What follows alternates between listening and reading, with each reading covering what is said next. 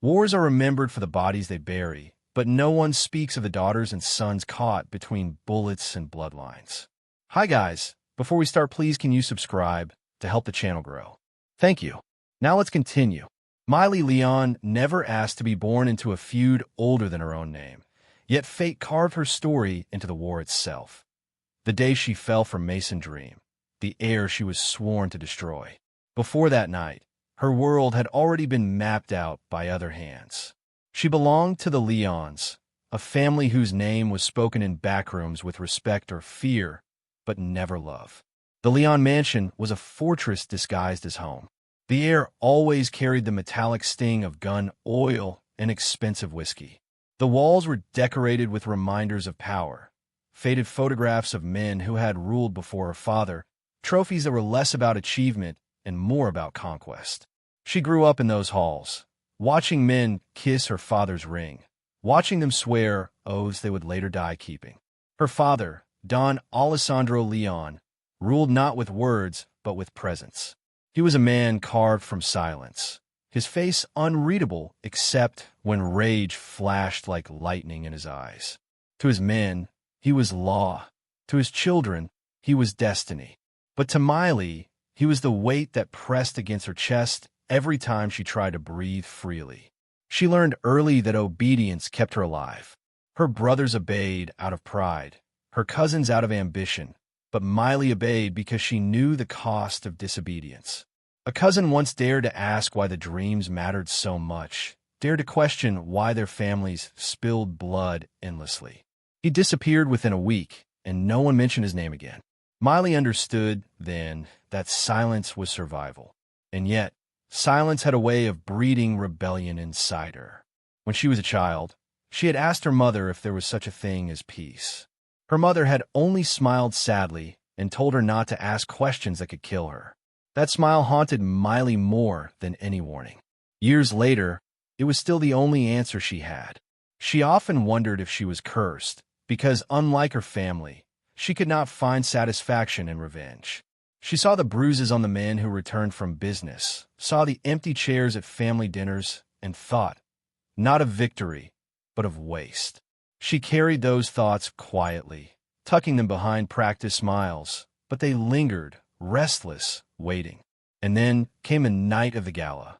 It was meant to be routine, an appearance to remind the city that the Leons were not only feared but respected, a performance staged beneath glittering lights where power hid behind champagne glasses. Miley had dressed in silence, her black gown chosen not to shine but to disappear. Her father's men escorted her, shadows with guns tucked beneath their suits, their eyes sweeping every corner. She had no choice but to go. Her father insisted that even daughters were weapons, though their value lay in alliances, not wars. As she entered the ballroom, she felt the usual weight press against her shoulders, the gazes, the whispers, the knowledge that she was a Leon and therefore untouchable. She was used to this theater, but that night, something shifted. Across the room, framed by the soft hum of conversation and the sharp gleam of chandeliers, she saw him. Mason Dream. She didn't know his name at first, but she knew what he was. Every story her family told about their enemies had built him already in her mind. The son of the rival Dawn, the boy raised in fire and blood, the shadow on the other side of her family's war. She had been taught to see him as an enemy, a threat, a curse. But what she saw was a man standing with quiet stillness in a room full of noise. He did not need to speak to command attention. His presence spoke for him. His eyes were steady, sharp but not wild, carrying a kind of control that unsettled her. She looked once, then again, unable to pull away. For a moment, her heart betrayed her, whispering that this was not a monster. This was something else entirely. Mason noticed her too. His father had trained him to read a room the way other boys read books. He saw alliances in gestures, betrayals in whispers, weakness in posture. Yet when his gaze landed on her, he saw none of those things. He saw defiance in the way she held herself, even while surrounded by her father's men. He saw curiosity in her eyes, a dangerous thing for the daughter of Dawn. He should have looked away, reminded himself that she was Leon blood, forbidden, untouchable. But he didn't. For reasons he couldn't explain, he let his gaze hold hers, just long enough to feel something shift inside him. That glance should have been nothing. Yet when she turned away, Mason felt as though something vital had been stolen. And when she returned home that night, Miley found herself haunted too. She lay in her room, staring at the ceiling, the silence around her broken by the echo of a stranger's eyes. She told herself it was foolish, dangerous, a moment that meant nothing. But she knew better. Moments like that do not fade. They linger, they grow, they wait.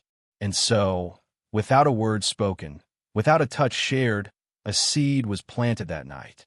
A seed born not of love yet, but of something just as dangerous, recognition. And in a world where names carried the weight of war, recognition was enough to start the slow unraveling of everything.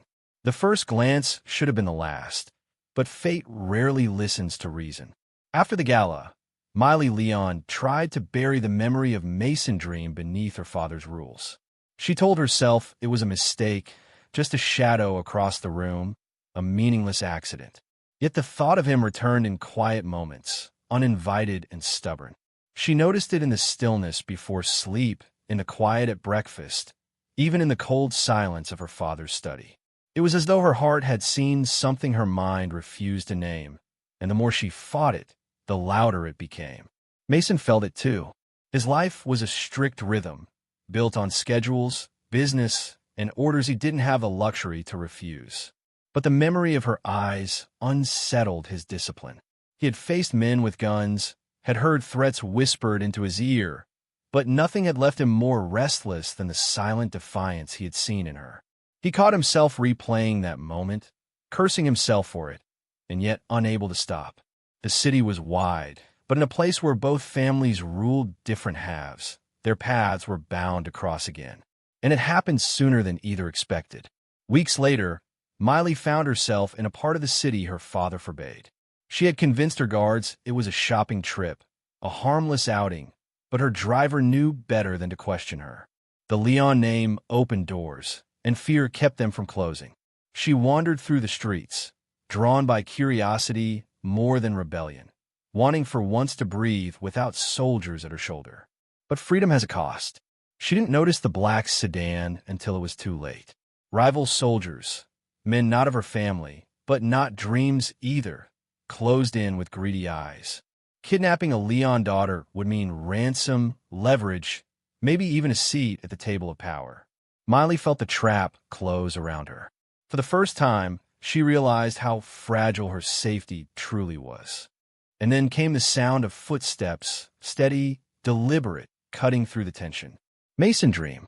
He stepped from the shadows, his expression unreadable, but his presence alone was enough to scatter hesitation.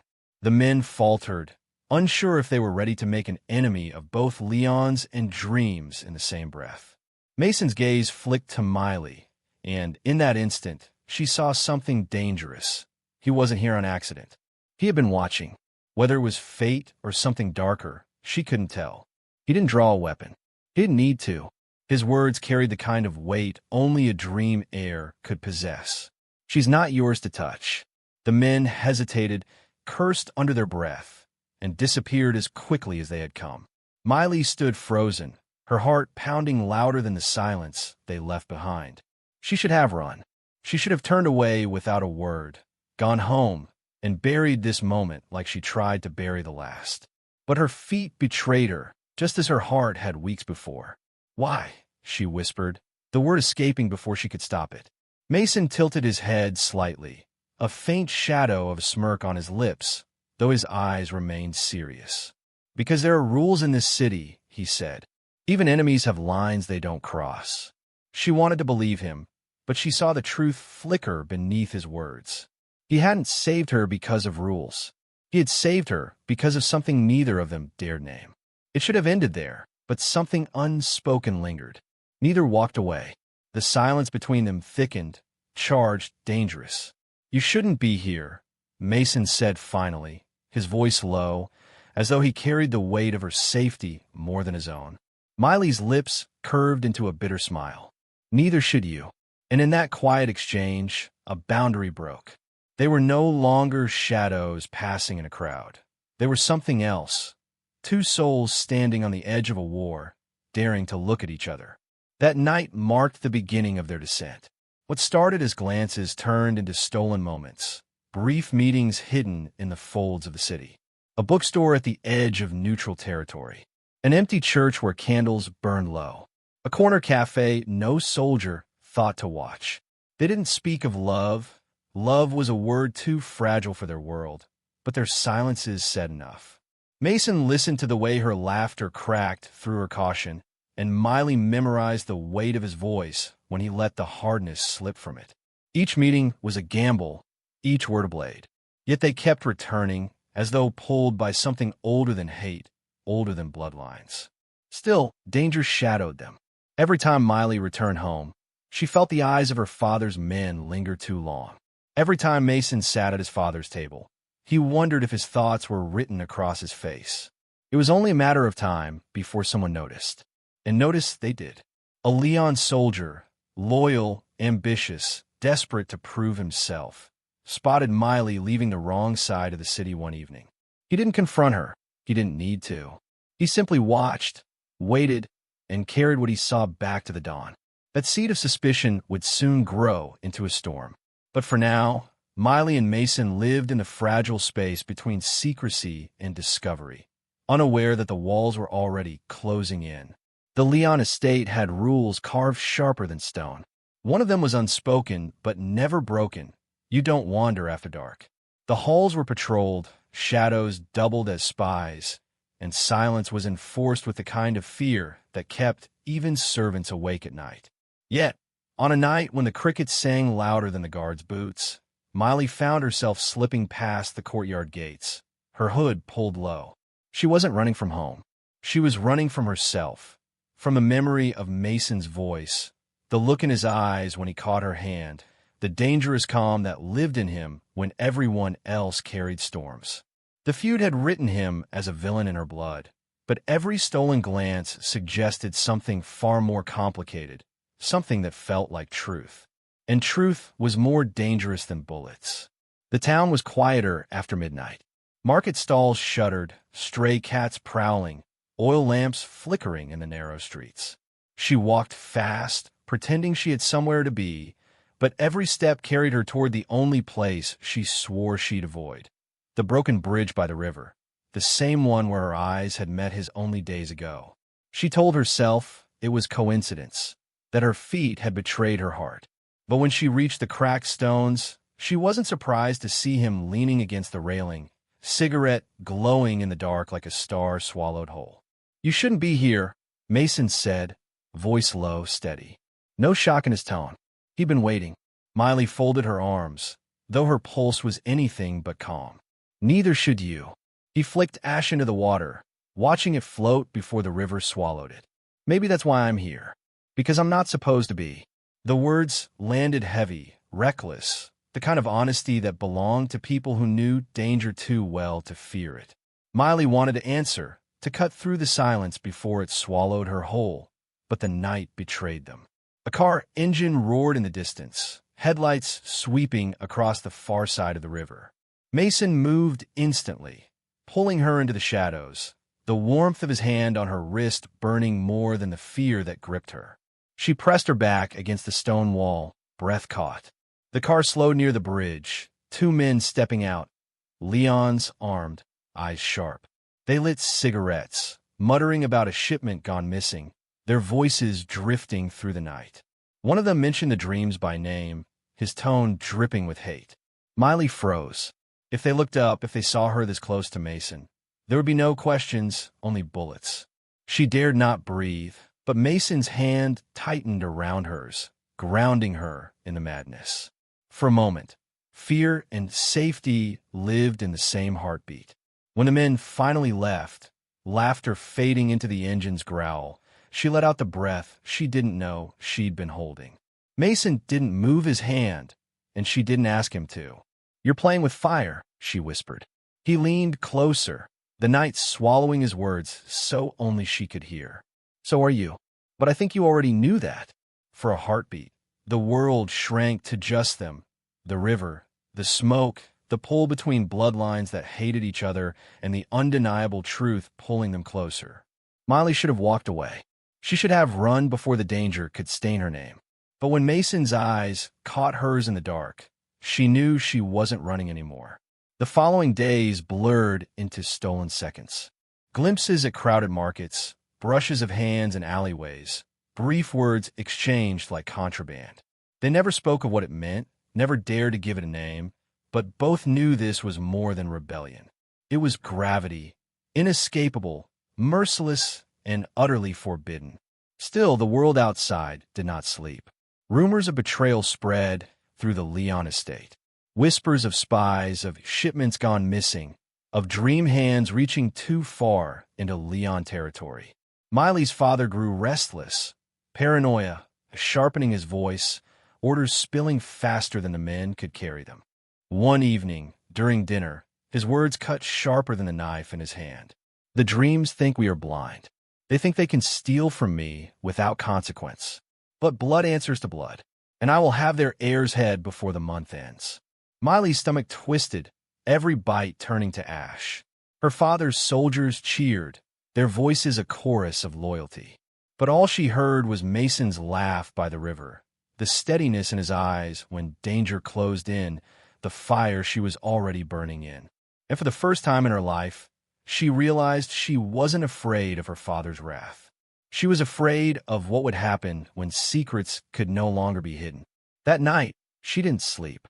The war was sharpening, the ground shifting beneath her, and every step toward Mason was another step away from the life she'd been born to obey. But she couldn't stop. Not anymore. Because somewhere in the silence of stolen nights and whispered truths, Miley Leon had crossed the line her family drew in blood. And she knew, when that line broke, it wouldn't just be her heart at risk. It would be war. The river became their sanctuary. By day, it was nothing but a strip of water cutting through the town, lined with old stones and stray dogs. But at night, it belonged to them.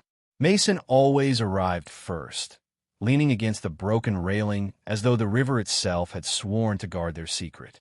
Miley never asked how he knew she would come. She never questioned why her feet led her there, even when her mind screamed to stay away. One evening, the moonlight was sharp, silvering the water and painting his features in shadows. He didn't speak when she appeared. Instead, he pulled a small notebook from his jacket, tossing it onto the stones between them. "What's this?" she asked, kneeling to pick it up. The leather was worn, edges frayed. "Dream property," he said with a half-smile, though his eyes stayed serious. "Notes from my father's meetings. Codes, numbers, things you're not supposed to see." Miley froze, flipping through the scribbles. They weren't love letters. They were pieces of war, strategies hidden in ink. "Why would you show me this?" "Because every day I'm reminded that we're supposed to be enemies," Mason said, leaning closer.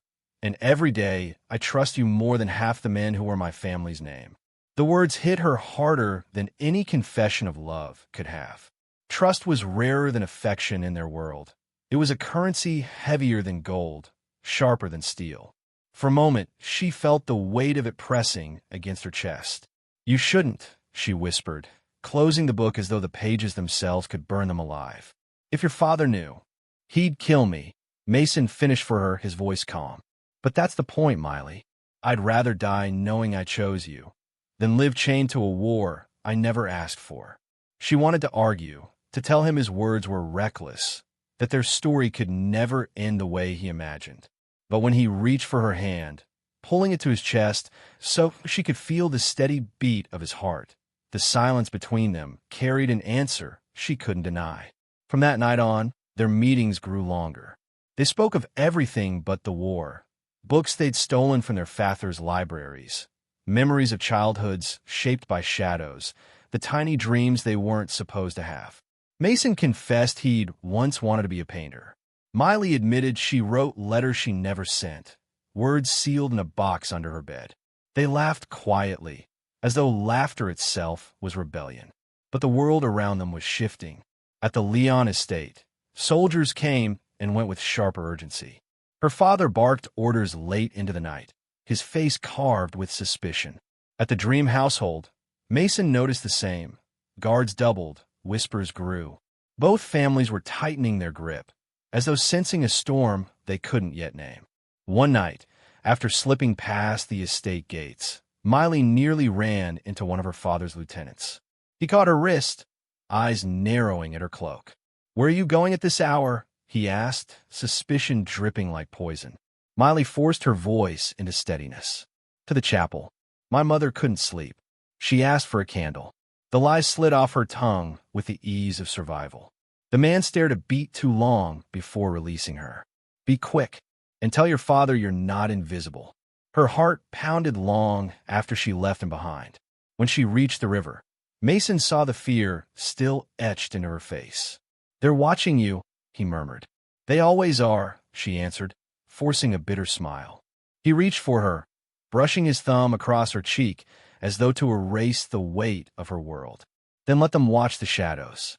We'll write our truth in the dark." It was reckless, the way they began to touch more. Hands lingering, shoulders leaning, lips brushing in the silence of nights that felt stolen from fate. For Miley, it was the first time in her life she belonged to something not dictated by her surname.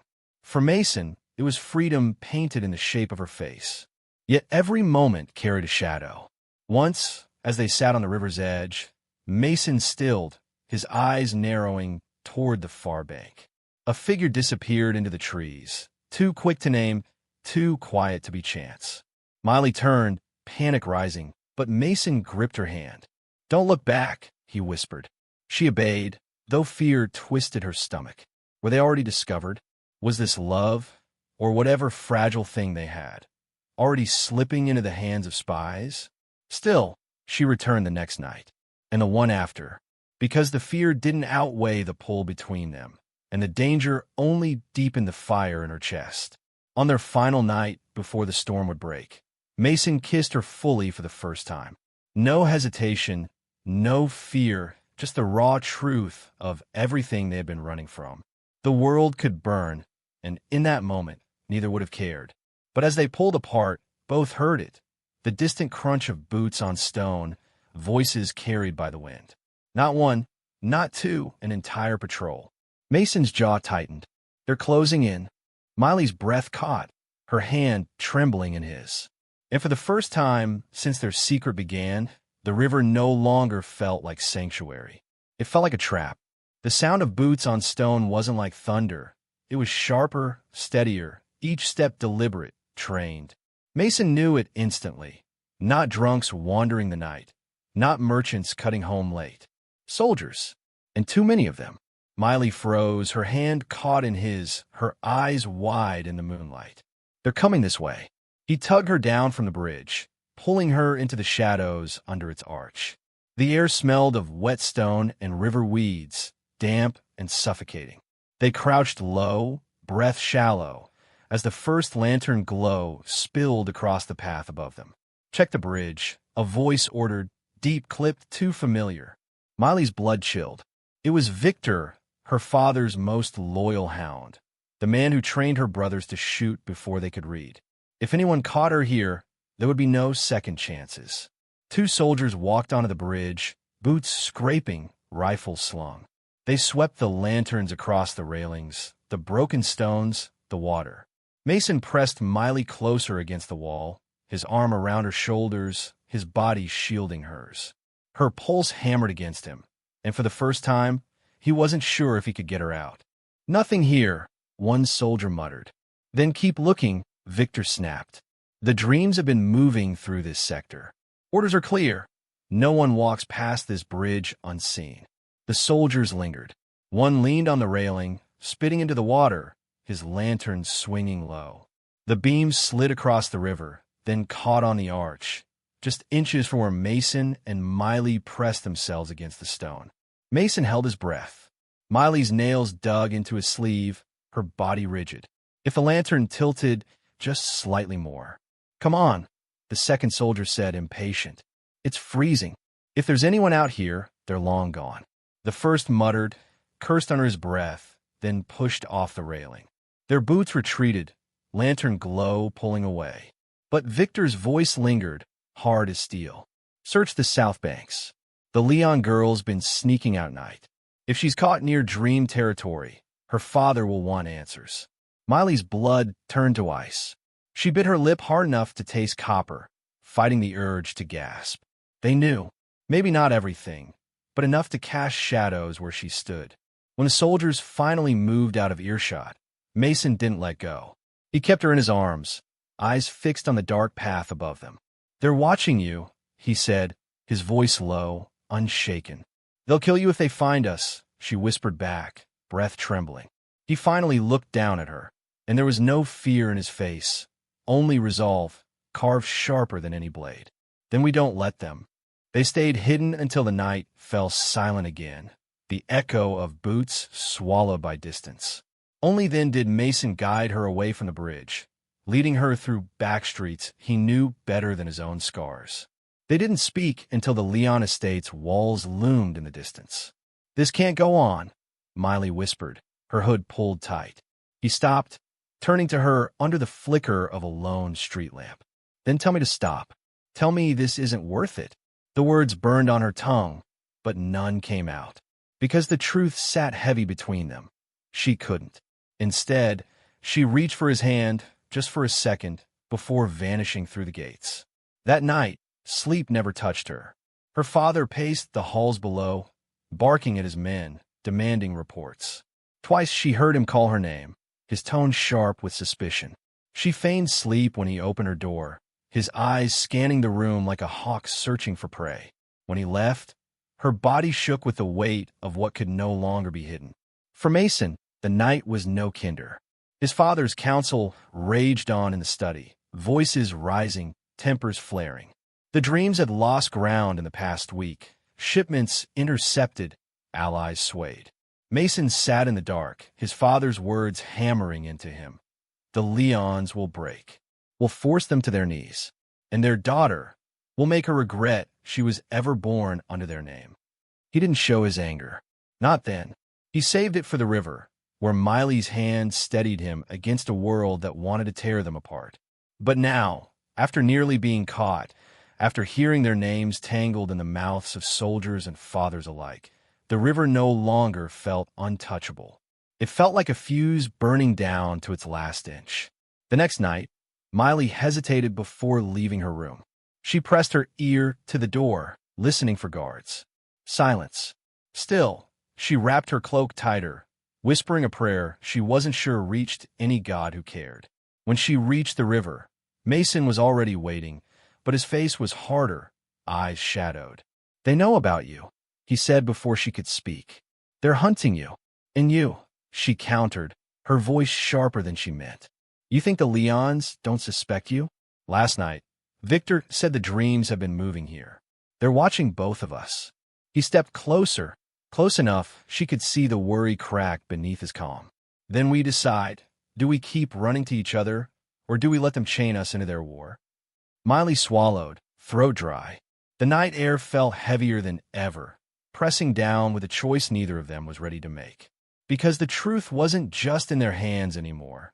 It was in the shadows gathering around them, in the soldiers patrolling the streets, in the fathers sharpening their knives for a battle that had already begun. And for the first time since their secret started, Miley realized something colder than fear. It wasn't a matter of if they'd be discovered. It was a matter of when. Trust was the most fragile currency in their world, and Miley had begun to spend it recklessly. She thought her cloak was enough to hide her midnight walks, thought her silence was enough to bury the truth. But houses like the Leon estate had more eyes than walls, and not all of them belonged to guards. It was her cousin, Jolie Leon, who noticed first. Jolie was older by 3 years, sharp-eyed, and far too clever to ignore the small details. She shared the same halls, the same cold dinners, the same suffocating rules. But unlike Miley, she had learned to turn observation into survival. She saw the faint mud stains on Miley's cloak when no one else looked. She noticed how Miley's excuses for late candles and chapel visits came too quickly, too practiced. And one night, when she followed her silently down the corridors, she realized the Leon daughter wasn't wandering aimlessly at all. Jolie didn't confront her cousin. Not at first. She waited. She watched. And when the truth finally revealed itself, Miley slipping back through the gates near dawn, her hood thrown low but her lips still touched with the shadow of a kiss. Jolie knew she had found something dangerous, something she could use. Miley, blind to the betrayal brewing under her own roof, carried on. She met Mason again, though the nights had grown shorter, their words quieter, their touches weighed down with the risk of being caught. They still laughed, sometimes still dreamed out loud as though their world wasn't already burning. But always the fear lingered. She saw it in his eyes, in the way he glanced at every shadow, in the way he reached for her hand like it might vanish. One night, as they sat by the water, Mason said, "If we were different people, in a different city, do you think we'd still find each other?" "Yes," Miley answered without pause. "Even if there was no war, especially then." He smiled, but it was a smile threaded with grief, as if he knew the question itself was proof they'd never escape what tied them. What neither of them knew was that Jolie had followed again. From a distance this time, careful, quiet. She saw them together, shadows leaning into one another under the moonlight. She saw the way Mason held her hand, the way Miley tilted her head toward him with a tenderness no Leon was supposed to give a dream. And Jolie didn't see romance. She saw betrayal. That night, she returned to the estate before her cousin. She waited in Miley's room, seated by the window like a judge awaiting confession. When Miley entered, cloak still draped around her shoulders, she stopped cold. "You've been busy," Jolie said, her voice calm, almost kind. Miley's throat tightened. "What are you doing here?" "I could ask you the same," Jolie replied, rising to her feet. She circled her cousin slowly, eyes sharp, dissecting. "You disappear at night.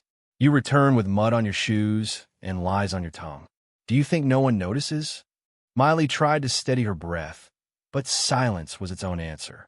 Jolie leaned closer, her whisper sharp as a blade. "It's him, isn't it? A dream." The words sliced through the room. Miley's face betrayed her before she could deny it. Jolie stepped back, a cruel satisfaction in her eyes. "Do you know what your father would do if he found out?" Jolie asked softly. "Do you know what they'd do to him?"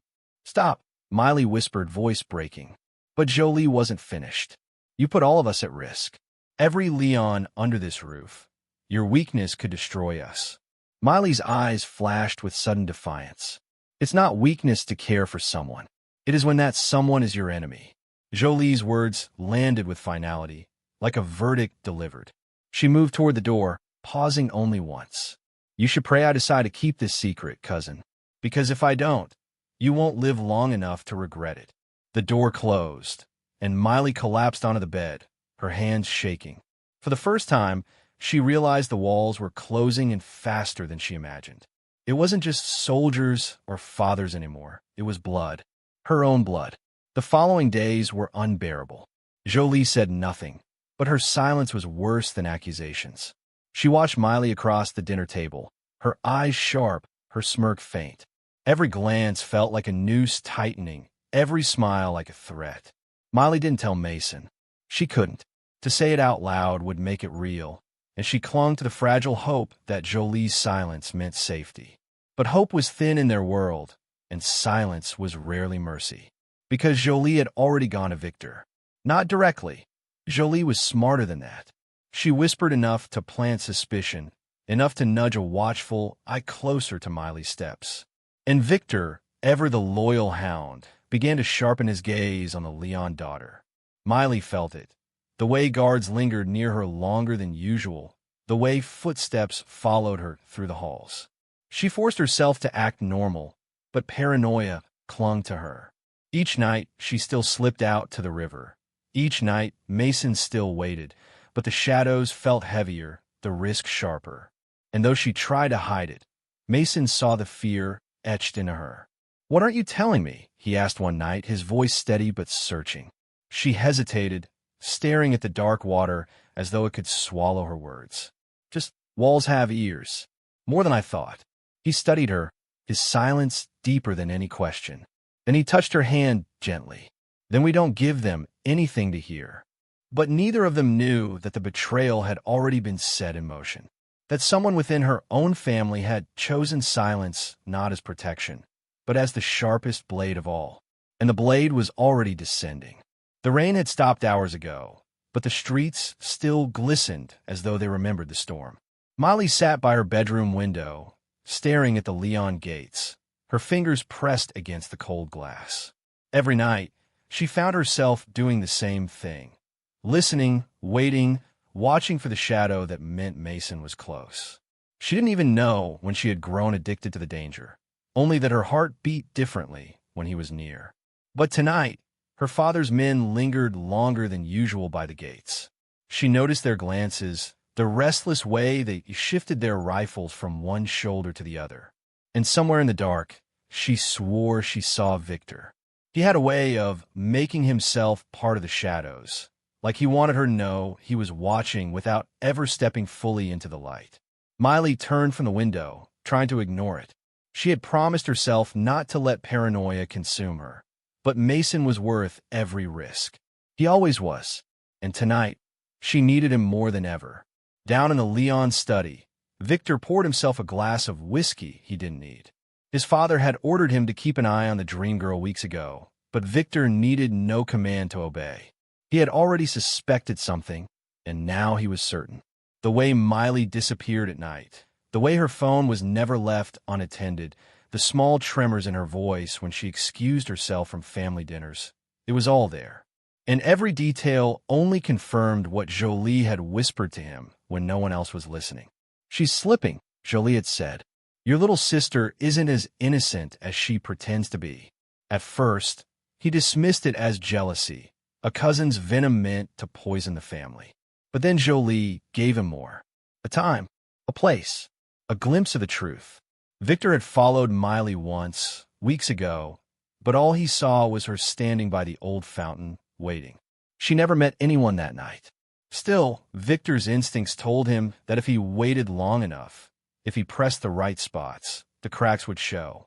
And so, tonight, he leaned against the window frame in his father's office, sipping his drink, watching the gates the way his sister once had. He told himself he wasn't hunting her, just protecting the family, protecting their honor. But deep down, Victor liked the idea of catching her red-handed. It would prove he was right all along. Jolie, meanwhile, felt the weight of her betrayal more heavily with each passing day. Every time she smiled at Miley across the table, her stomach turned. Yet she couldn't stop. Once you fed the fire, it demanded more. Jolie had told Victor just enough to keep him circling, but never the whole truth. She feared that if she revealed everything, that Mason dream was the boy in question, she might lose control of the secret entirely. Better to let Victor chase shadows, to let him find his way slowly, while she stayed at the center of the game. Still, she couldn't deny the thrill. Watching Miley sneak around, knowing what was at stake, gave Jolie a twisted satisfaction. It was almost poetic, the way secrets unraveled people more efficiently than bullets. Mason sensed the change before Miley admitted it. When they met by the abandoned train tracks that night, her hands trembled as he pulled her close. "They're watching me," she whispered, her breath sharp against his neck. Mason tilted her chin up, forcing her to look at him. "Then let them watch. You think I care if your father sends his whole army after me?" "You should," she said, voice breaking. "If they catch me, if they catch us." He silenced her with a kiss, desperate, defiant. But when he pulled back, his eyes were darker than the night around them. "Then we make them regret ever watching." Miley wanted to believe him, wanted to drown herself in the safety of his arms. But she couldn't shake the memory of Victor's shadow at the gate, or the way Jolie's eyes lingered on her too long during dinner, as though she could see straight through her skin. The night stretched thin, both of them clinging to each other as though love could protect them from bloodlines. They spoke in whispers about futures that could never exist, about cities where no one knew their surnames, where Leon and Dream meant nothing, where they were just Mason and Miley. Every word made the air feel heavier, because they both knew it was a dream too fragile to survive the waking world. Back at the Leon mansion, Victor scribbled notes in a leather book only he read. Times, dates, places. He was building a pattern, a map of his sister's betrayal.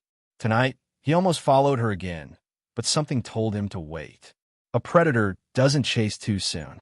A predator waits until the prey steps into the open. And Jolie? She sat by her vanity, combing her hair with slow, deliberate strokes. She could hear footsteps in the hall outside. Victor pacing, restless, suspicious. A smile tugged at her lips. It was only a matter of time. Soon, the truth would spill, and when it did, Miley would be destroyed not by Jolie's hands, but by her own choices. That was the beauty of betrayal. It never needed to be loud. By dawn, Miley returned home with mud on her shoes and lies on her tongue. Victor didn't confront her. He simply nodded as she slipped past him, her heart hammering in her chest. She thought she had gotten away with it. She thought Mason's embrace had kept her safe for another night. But Victor's silence was louder than any accusation. The noose was tightening, and none of them even realized how close the rope had already drawn. The night began like all the others, with silence. Miley slipped through the back corridors of the Leon mansion, moving like a shadow within shadows. She had done this so many times, she thought herself untouchable, her steps a silent rebellion against the prison her surname had built around her. Mason was waiting. He always was. But what Miley didn't know was that Victor had been waiting too. For weeks he had circled her like a hawk, patient, unblinking. Tonight, his patience broke. Jolie had given him the final piece, the exact hour, the exact place. Jolie's words still rang in his ears. Watch her tonight. You'll see everything. And so he followed, careful, calculated. Through the trees, down the dirt path that smelled of rain, past the broken fence that led to the abandoned tracks. His boots never crunched too loudly. His breath never betrayed him. Victor had hunted men before, but never his own blood. When he saw her silhouette at the tracks, his chest tightened. She stood there in her dark coat, head tilted, waiting. And then, like a curse whispered into the world, Mason Dream emerged from the shadows. For a moment, Victor thought he was dreaming. The son of the enemy, the boy who carried the surname that had stained their family's history in blood, touching his sister's hand, pressing his forehead against hers, like they had the right to love. Rage didn't hit Victor all at once. It spread slowly, like heat crawling up his spine. He had expected betrayal, but not this. Not him. Mason kissed her, and Victor's world tilted. He stepped forward too fast, too loud this time. Miley heard the crunch of gravel and spun around, her eyes wide with terror. Victor, she started, but the name was a mistake. It confirmed everything. Mason shifted, pulling Miley slightly behind him, his jaw tightening as he faced the man who had come out of the dark. So it's true, Victor said, his voice low, strangled. You. With him. Miley's mouth trembled. Please, it's not what you think. Not what I think. Victor's laugh was broken glass. You sneak out every night, betray our father, betray this family. And it's not what I think. Mason didn't flinch. She owes you no explanation. She owes no one an explanation for who she loves. The word hung there, poisonous. Love. Victor's hand twitched toward the pistol at his hip. He didn't draw it. Not yet, but the weight of it burned through his coat. Do you even hear yourself, Dream? You talk of love while your father would put a bullet between her eyes if he saw her in your arms. And what would yours do? Mason shot back. Kill his own daughter? Is it the family you're so desperate to protect? Miley stepped between them, her chest heaving. Stop, both of you, please. But her voice couldn't stop what had already begun. From the trees, more figures emerged. Men in black coats, rifles glinting under the moon. Leon's men. Victor hadn't come alone. He had planned this. Miley's knees almost gave way. You brought them. You left me no choice, Victor said. His eyes, though furious, glistened with something softer, pain, disappointment, maybe even regret. Do you think you could keep this secret forever? Do you think love is stronger than blood? Then history. Mason pulled Miley tighter against him, scanning the rifles aimed in their direction. His voice dropped, low enough for her alone. We have to run. But there was no running now. A sharp whistle split the night, and the Leon guards closed in, circling. One of them grabbed Mason by the arm. He threw a punch, fierce, desperate, and the man staggered back. For a heartbeat, it looked like Mason might fight his way out. But there were too many. Miley screamed as another guard seized her wrist. Victor caught her before she could fall, holding her still as she thrashed. "Let me go," she cried, her voice breaking. "Please, Victor, don't do this. Don't." His grip only tightened. "I'm saving you, Miley, even if you hate me for it."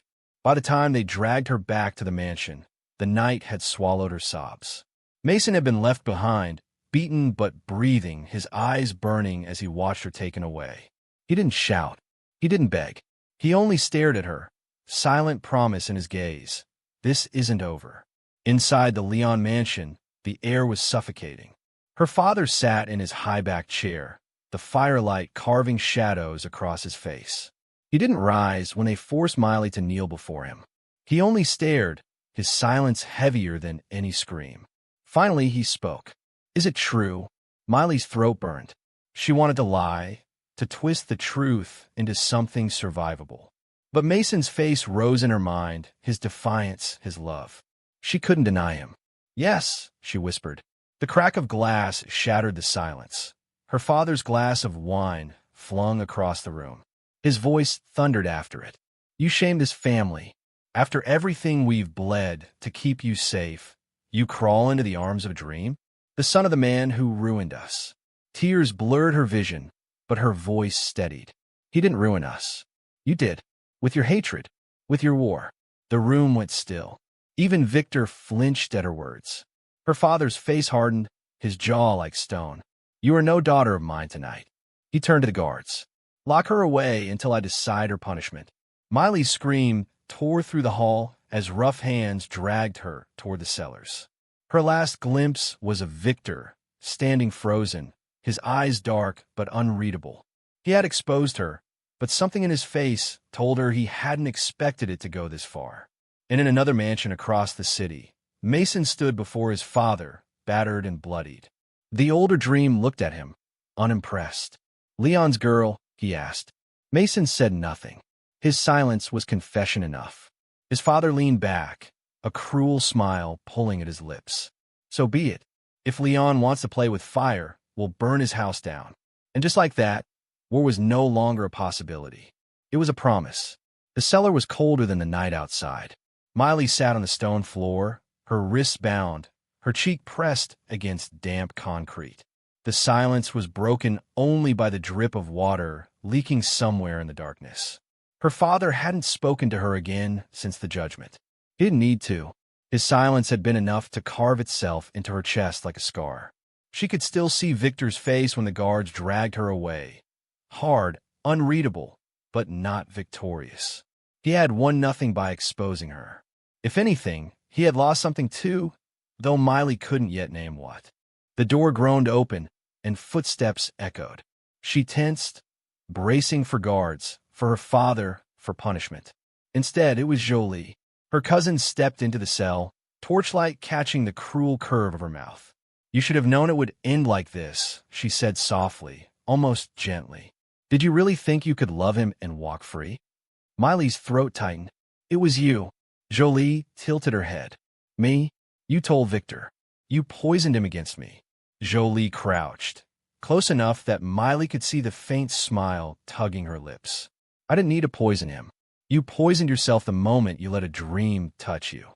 I only gave Victor what he was already looking for." For a moment, silence stretched between them. Then Jolie leaned closer, her whisper sharp enough to cut. "But don't worry, cousin. This isn't just about you. When the war begins, your name will be remembered as the Leon girl who betrayed her bloodline." She stood and left, the door clanging shut. Miley's tears came silently this time, slipping down her face without sobs. She wasn't crying for herself. She was crying because Jolie was right. The war wasn't coming because of old blood. It was coming because of her. Across the city, Mason stared at his reflection in the bathroom mirror, his face bruised and swollen from the beating. He had replayed the scene 1,000 times. The way they dragged Miley away, the sound of her voice breaking as she screamed his name. It tore at him more than his father's fists ever could. Behind him, The bathroom door creaked open.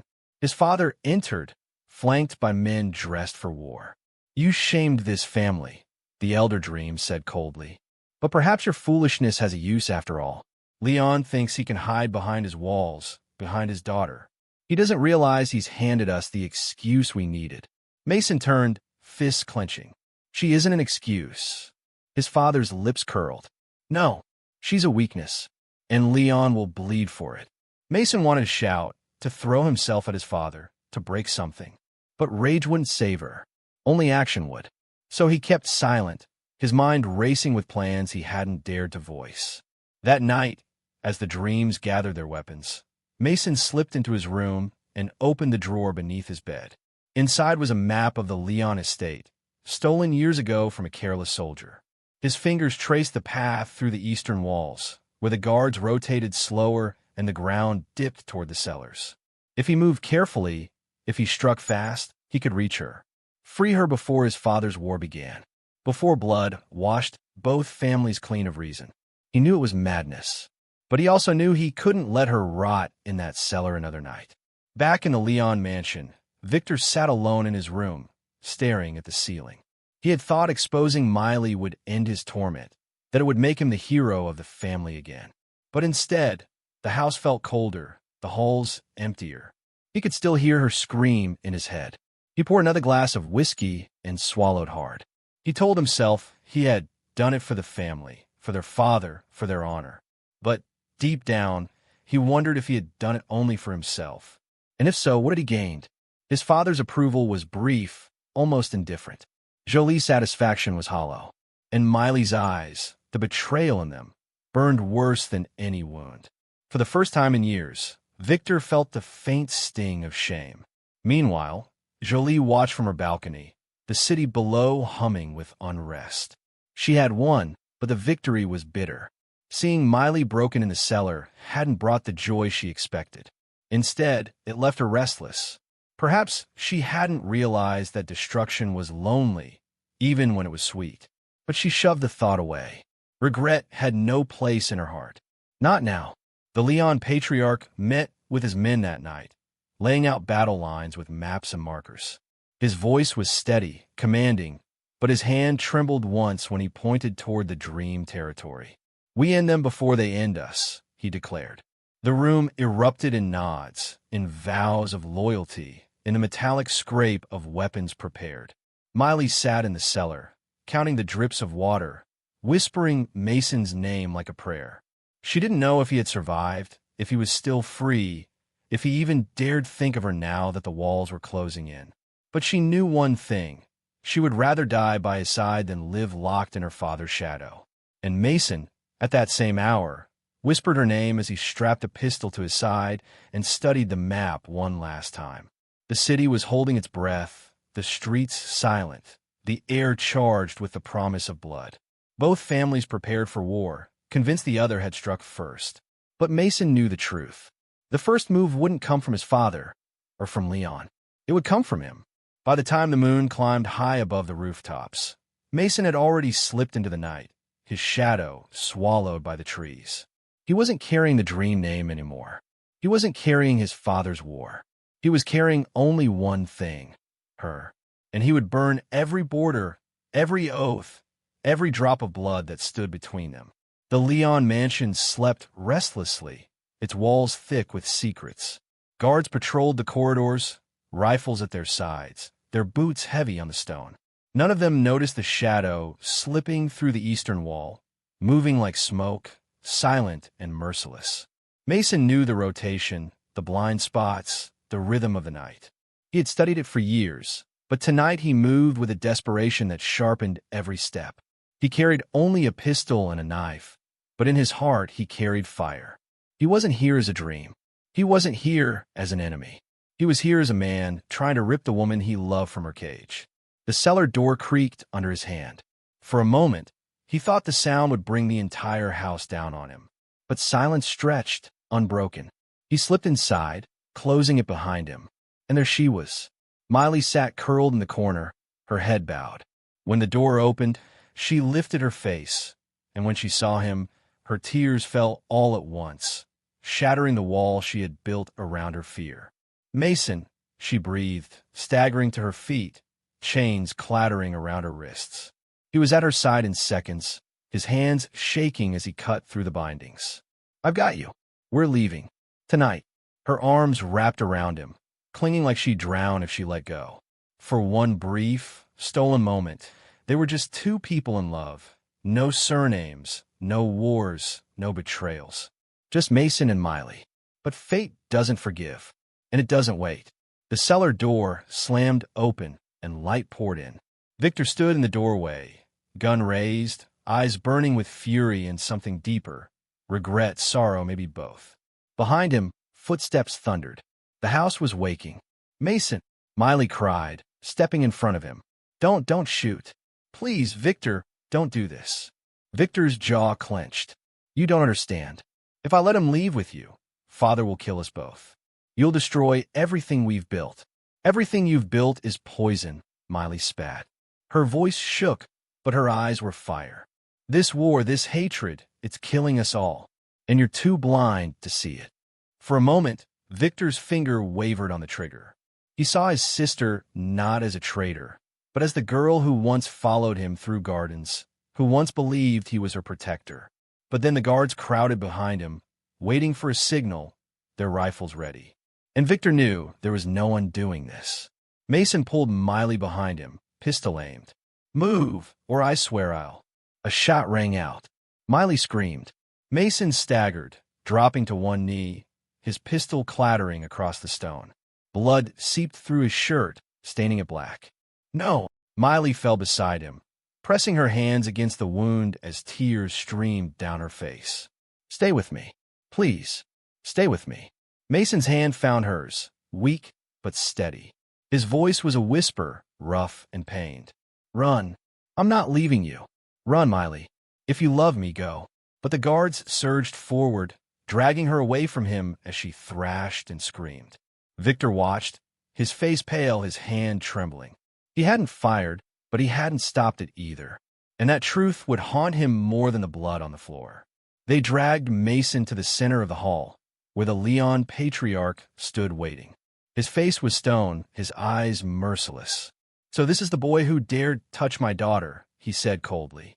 Mason lifted his head, blood staining his lips, but his voice was steady. "I loved her." The words were a curse, a rebellion, a declaration that even as death closed in, he would not be ashamed of what they had shared. "Kill him," Leon ordered. Miley's scream tore through the hall, but it was drowned by the crack of gunfire. Mason's body fell heavy against the marble, lifeless, his eyes still open, staring at the ceiling as though he saw beyond it.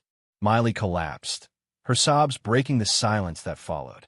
She crawled toward him, her father's men trying to hold her back, but she clawed at the floor until her nails bled. She cradled Mason's body in her arms, rocking him, whispering his name like a lullaby. Victor couldn't move. He couldn't breathe.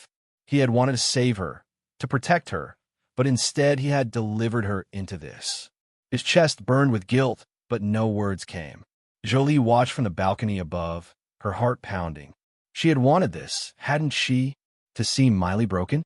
To see Mason destroyed? But now, looking at the ruin below, she felt only emptiness. Victory had never tasted so bitter.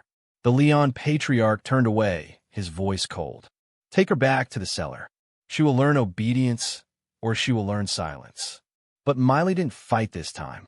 She only clung to Mason's body until they tore her away, her screams echoing through the halls long after she was gone. That night, the city erupted. The dreams struck first, vengeance burning in their veins. Gunfire painted the streets, blood spilled like water, and the war neither family truly wanted consumed them both. But in the end, the only war that mattered had already been lost. Miley sat in the dark of her cell, her eyes hollow, her voice gone. Mason's name lived only in her silence now. And when she closed her eyes, she saw him, the boy who had promised her a life beyond bloodlines, the boy who had died for loving her. Love had not saved them. Love had destroyed them. And the walls of the Leon mansion stood as they always had, taller than hope, colder than mercy, hungrier than time.